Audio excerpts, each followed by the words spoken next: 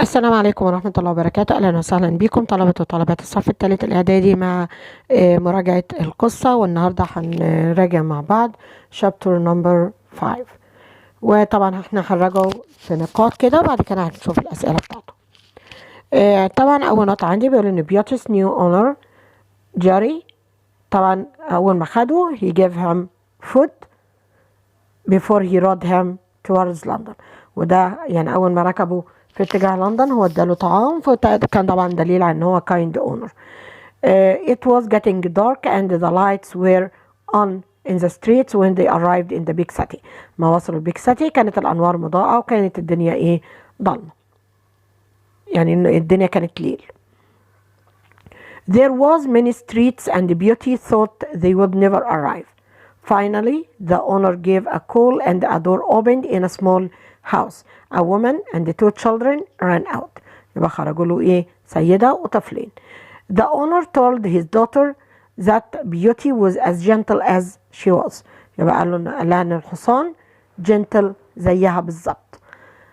Jerry's life got Beauty. Jerry's wife got Beauty some food and water and he was taken into a comfortable stable. يبقى مرات جاري جابت له شرب واكل وخدوه حطوه في اسطبل نضيف ومريح.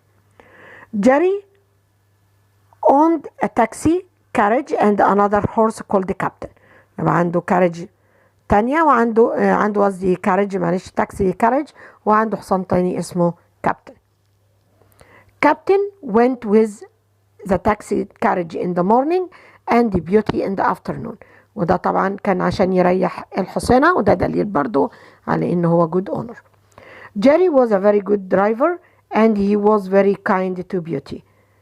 Jerry took Beauty to a wide street full of horses and shops filled with food. يبقى أخد جيري خد بيوتي وحط ايه في شارع واسع وكبير، وكان في كثير من المحلات وكثير من ايه المحلات الأطعمة وفي كثير من العربات اللي هي بتجرها الهورسز. There were many other taxis outside the shop waiting for passengers and a tall man called Mr. Grant studied Beauty and said that Beauty was a good horse.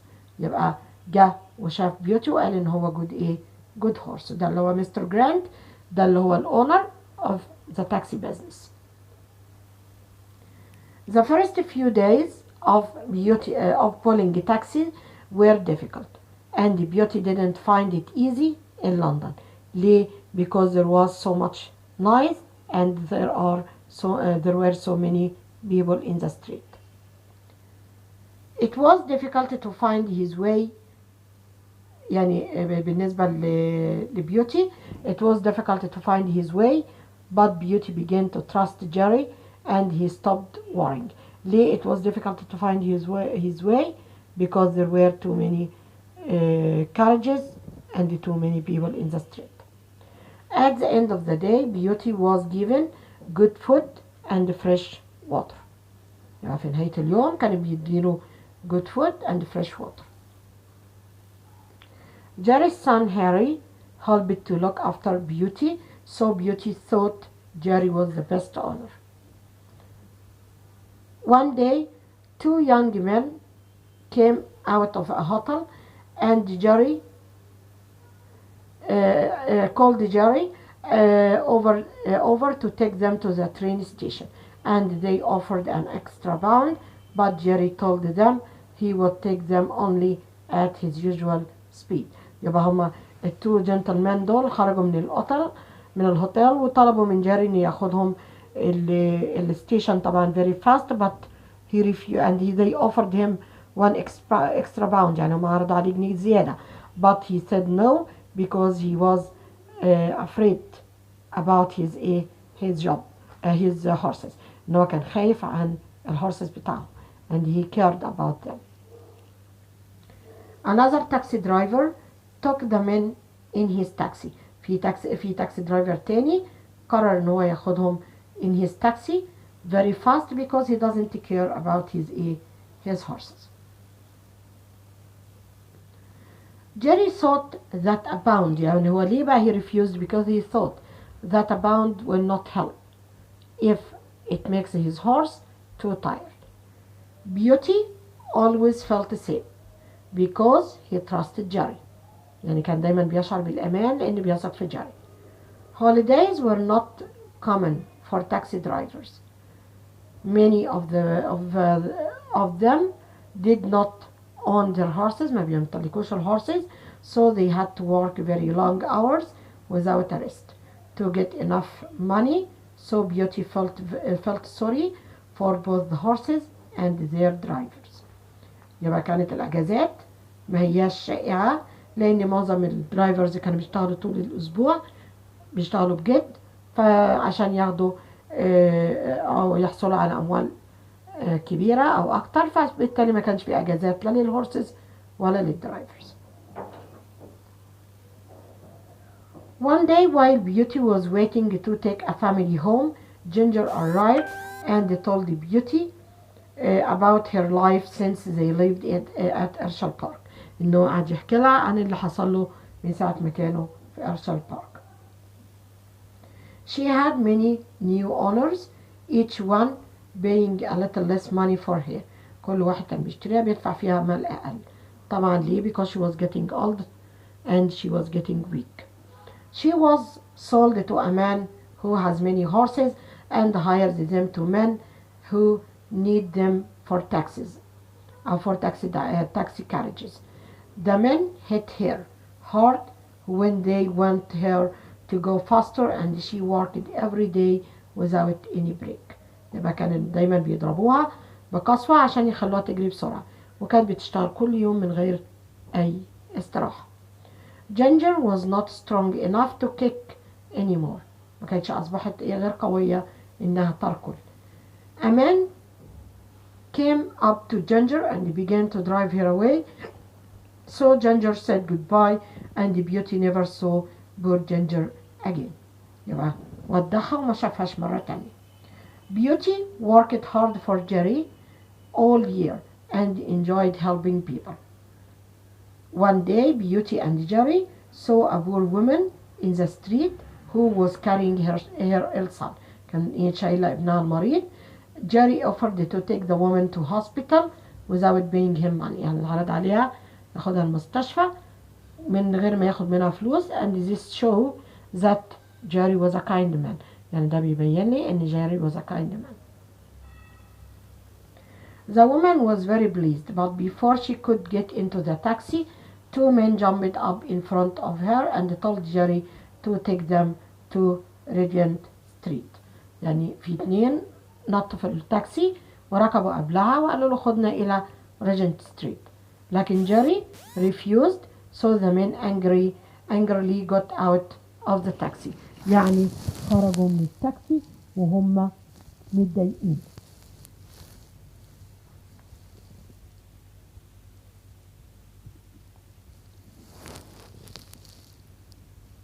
And they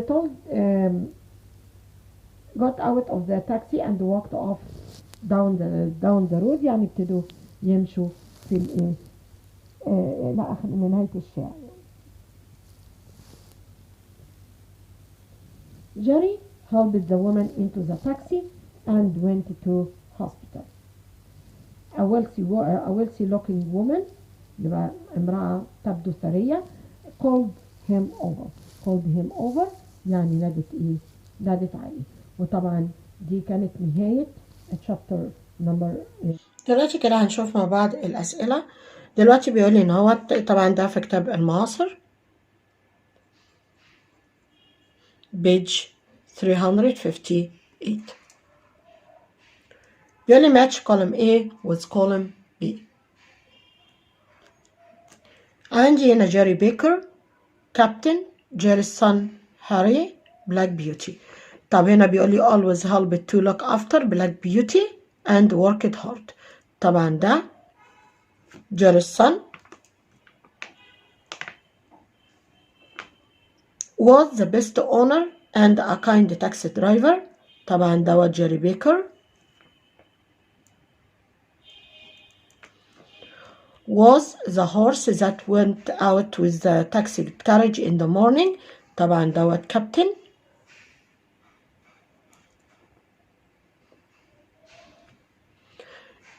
examined Black Beauty carefully. طبعا ده اللي هو مستر جرانت، وطبعا ده مش موجود. was pleased with his owner أو new owner. طبعا ده Black Beauty. يبقى Black Beauty was pleased with his owner. هنشوف سؤال الماتش برضو التاني. عندي Polly, Ginger, Jerry, Black Beauty. طبعا believed that a pound wouldn't help if it made the horse tired. طبعا دوت مستر اللي هو الدرايفر اللي هو مستر جاري. يبقى دي نمبر 3. was given food before walking for many kilometers. طبعا ده Black Beauty. was Jerry's wife. يبقى this is Polly. wasn't able to run very fast after the fall. طبعا دي Ginger. ماشي سوري. was Jerry's son. يبقى this is Harry، وطبعا ده مش موجود. يبقى عندي هنا Polly، معلش مع رقم C. طبعا عندي السؤال التاني بيبقى answer questions. فبيقول لي what how do we know that Jerry cares about horses. نعرف منين ان جيري بيهتم بالهورسز. طبعا انا عندي كذا حاجة. اولا ان هو he gave his horses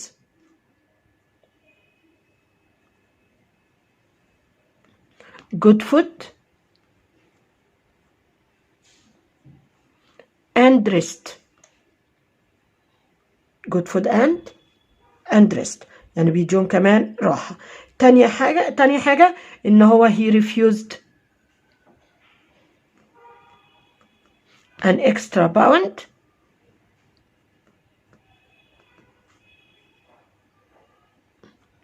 to go fast. يعني رفض جنيه زيادة عشان يجري ايه بسرعة. Number 2, do you think that people were always happy to have Jerry as a taxi driver? يعني هل هم كانوا دايما سعيدين to have Jerry as a taxi driver؟ طبعا no, because he didn't always do what they want. انما ما بيقدرش يعمل اللي هم عايزينه. هنشوف طبعا سؤال تاني بيقول لي how easy do you think it was for people to travel around to London at that time. يعني مدى سهولة ان انتقال الناس في لندن at this time. طبعا بنقول ان it was difficult، كانت صعبة. ليه بقى؟ because there was no buses or trains and only the rich اللي هم الأغنياء بس could ride taxis. كانوا يقدروا يركبوا التاكسيز. السؤال اللي بعد كده بيقول لي do you think that Jerry was a kind man? Why and why not؟ طبعا yes. عرفت منين ان هو kind man؟ يبقى بقول لي not as أو because he offered، وoffered يعني عرض to take to take the poor woman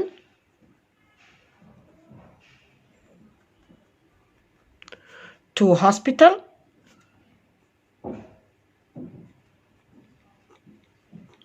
for free.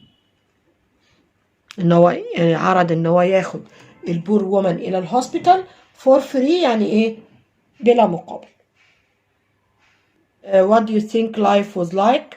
يعني كيف تعتقد كان شكل الحياة for a horse that pulls taxis in London أو at that time. تاني, what do you think life was like for a horse that pulled taxis in London at that time؟ يعني شكل الحياة بالنسبة له كان ايه؟ طبعا it was difficult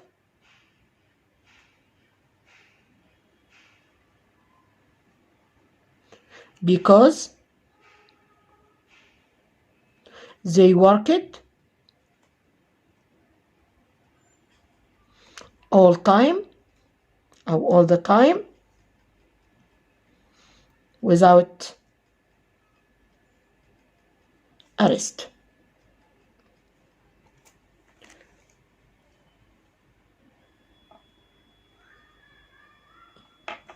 Number 2,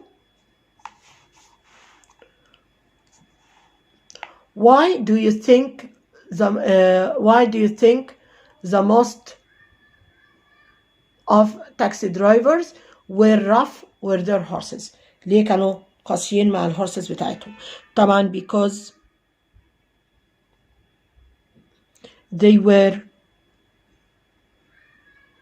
poor and the life was difficult for them. كانت الحياة بالنسبة لهم قاسية. They had to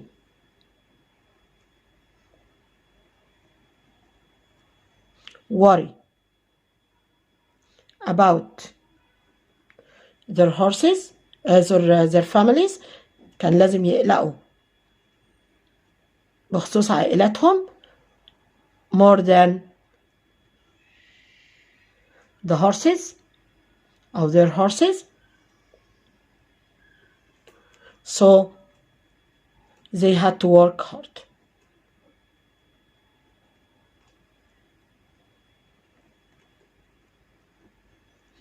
To get more money. ماشي؟ يبقى ليه هما كانوا رف؟ لأن غالبيتهم كانوا فقراء، الحياة بالنسبة لهم صعبة، and they had to worry about their families. كانوا بيهتموا بعائلاتهم أكتر ما بيهتموا بالهورسز بتاعتهم، فبالتالي كانوا بيشتغلوا طول الوقت عشان يحصلوا على نقود أكثر. طبعا انتهت برضو لسؤال ماتش تاني، بيقول لي عندي the poor woman Ginger, the two young men Harry got out of Jerry's taxi angrily. got out of Jerry's taxi angrily يعني خرج من التاكسي بغضب. طبعا دول مين؟ طبعا دول the two young men. Number 3, was Jerry's daughter طبعا بنته، ده أنا اللي عندي ابنه فدي مش موجودة. asked Jerry how to find the hospital سألته ازاي يلاقي الهوسبيتال، وطبعا دي the poor woman. told Black Beauty about her difficult life طبعا Ginger. آخر واحدة was Jerry's son وده طبعا Harry. Answer the following question. Jerry was a very good driver. Give 2 examples. يعني هو كان very good driver. ماشي؟ ادي example. 2 examples. طيب أولا بنقول إن هو he drove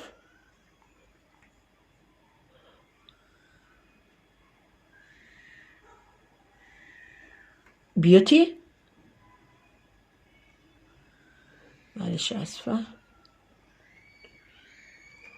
through the streets of London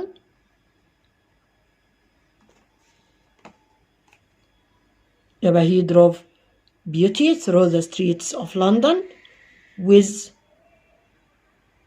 a light pull of the rain. with a light pull يعني ايه light pull؟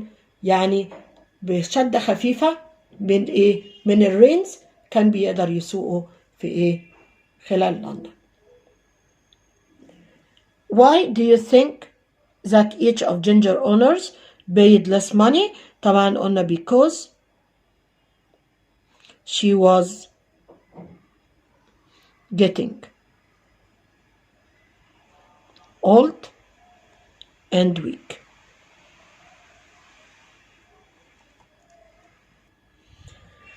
هنشوف كمان أسئلة كتاب جيم page 346. Bill, why do you think Jerry didn't go fast for the passengers who wanted to catch the train? ليه هو مرضاش يجري؟ طبعا because a bound wouldn't help if the horse، يعني الجنيه ده مش هينفعه if the horse got tired and couldn't work for the rest of the day. يبقى الجنيه ده مش هيعمل له حاجة لو الحصان ده تعب وما قدرش ما قدرش يشتغل for the rest of the day. Do you think Black Beauty found it difficult to live in London at first? Why and why not? يبقى طبعا yes, because there were too much noise and too many people. يبقى هو بيقول لي هل هو وجد الحياة صعبة في لندن في البداية؟ لأن كان فيها too much noise and too many people. Why do you think Jerry refused to go faster and took a pound? طبعا دي نفس إجابة السؤال الأول. طبعا برضو because a pound will not help if the horse got tired. يبقى دي نفس إجابة number 1. Do you think Jerry cares about horses? طبعا yes. هل هو بيهتم بالهورسز؟ طبعا yes. بيقول why and why not؟ بنقول know what he gave them good food and a rest، يعني بيديهم طعام كويس وبيديهم كمان راحة، لأن هو he took captain in the morning and Black Beauty in the afternoon، يعني بياخد واحد الصبح وواحد بالليل، فبيريح الحصانين، فبالتالي هو بيديهم good food وبيديهم بيديهم كمان rest and refused to go fast for an extra pound.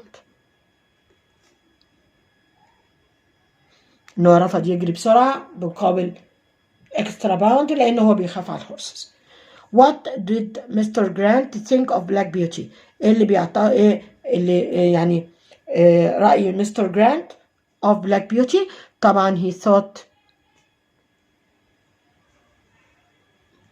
it was a good horse.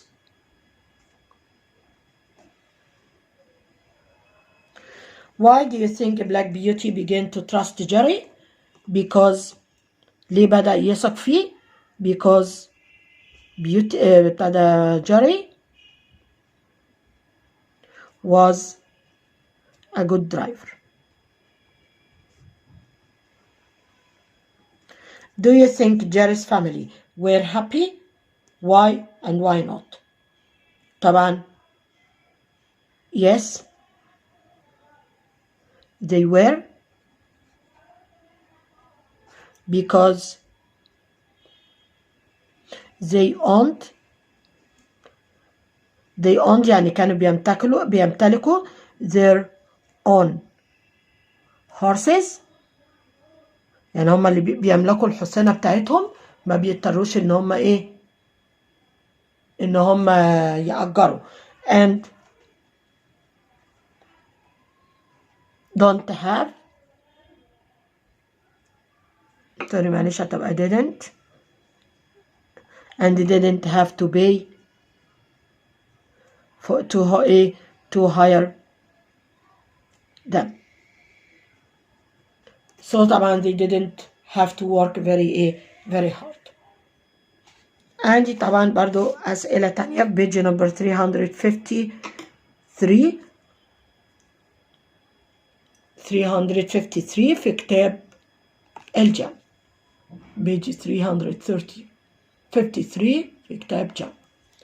Why do you think that most drivers were rough with their horses؟ وده برضو جاوبناه قبل كده وقلنا طبعا because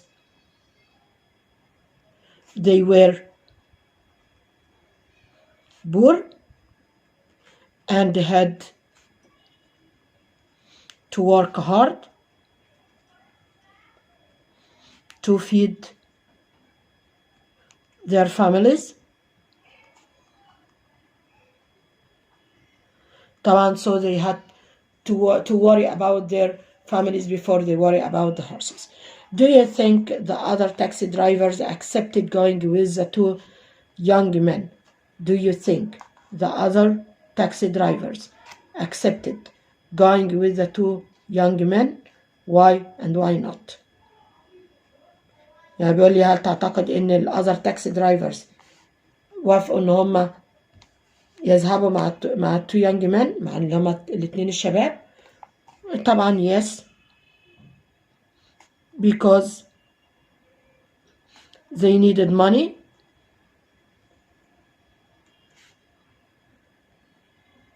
لأن هما محتاجين الفلوس. ماشي.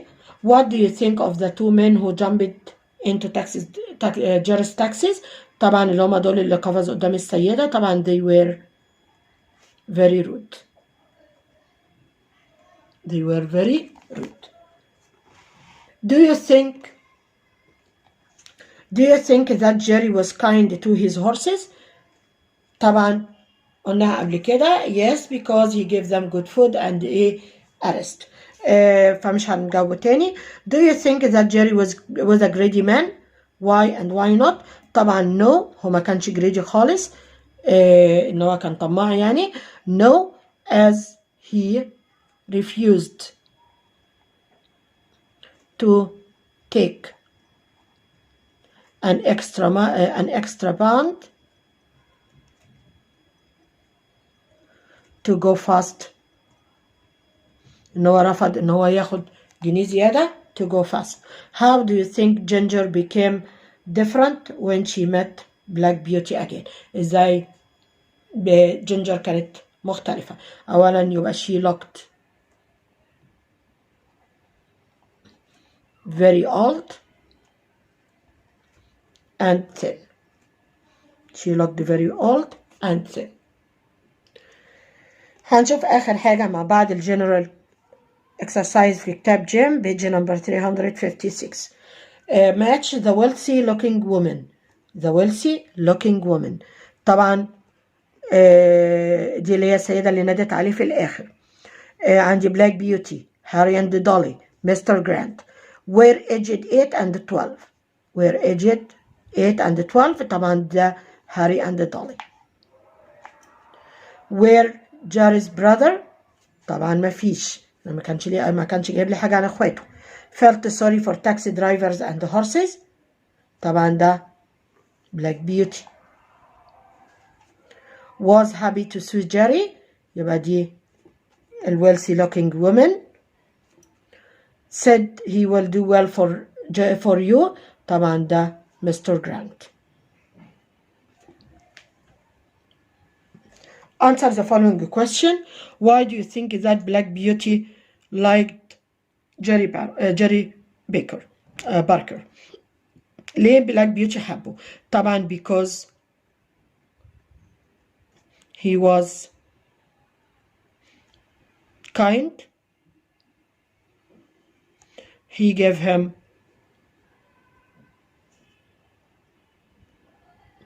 good food and rest. What do you think of Black Beauty's first day in London. ايه رأيك في أول يوم لي في لندن؟ طبعا it was difficult.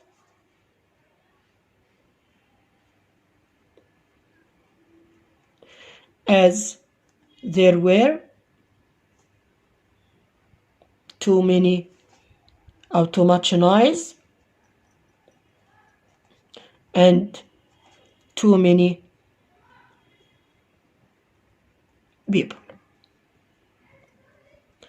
Why do you think that Black Beauty was lucky when Jerry bought him? ليه Black Beauty كان محظوظ لما جيري اشتراه؟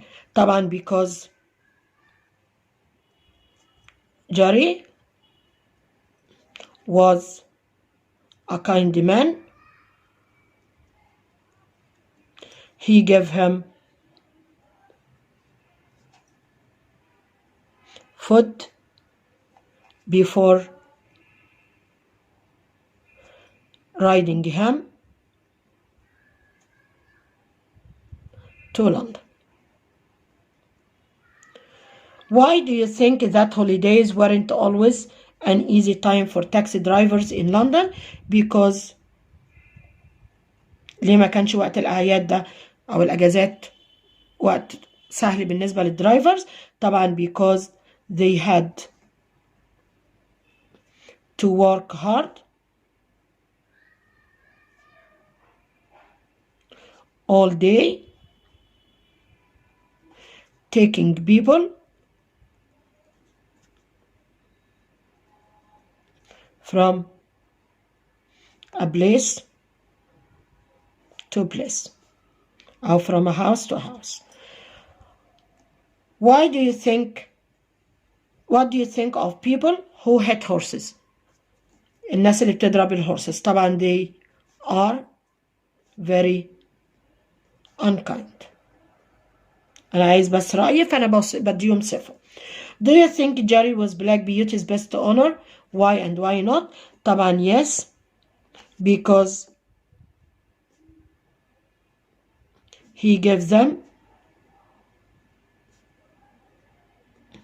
good food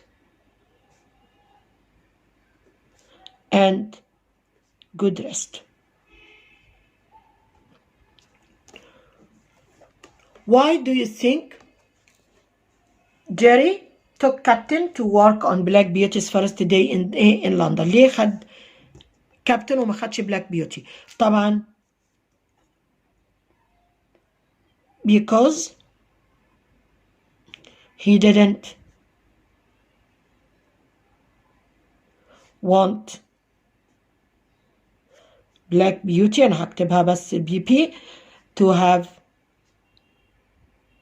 a first difficult day. ما كانش عايز يقضي أول يوم ليه كيوم صعب. Do you think it was easy for people to travel around London at that time؟ وطبعا السؤال ده جاوبناه قبل كده. طبعا قلنا no because there were no buses or trains and only people rich people could afford، و afford يعني تتحمل riding taxis. وبكده نكون وصلنا لنهاية مراجعتنا النهاردة للشابتر نمبر 5. أتمنى أنكم تكونوا استفدتم. Until we meet again, goodbye.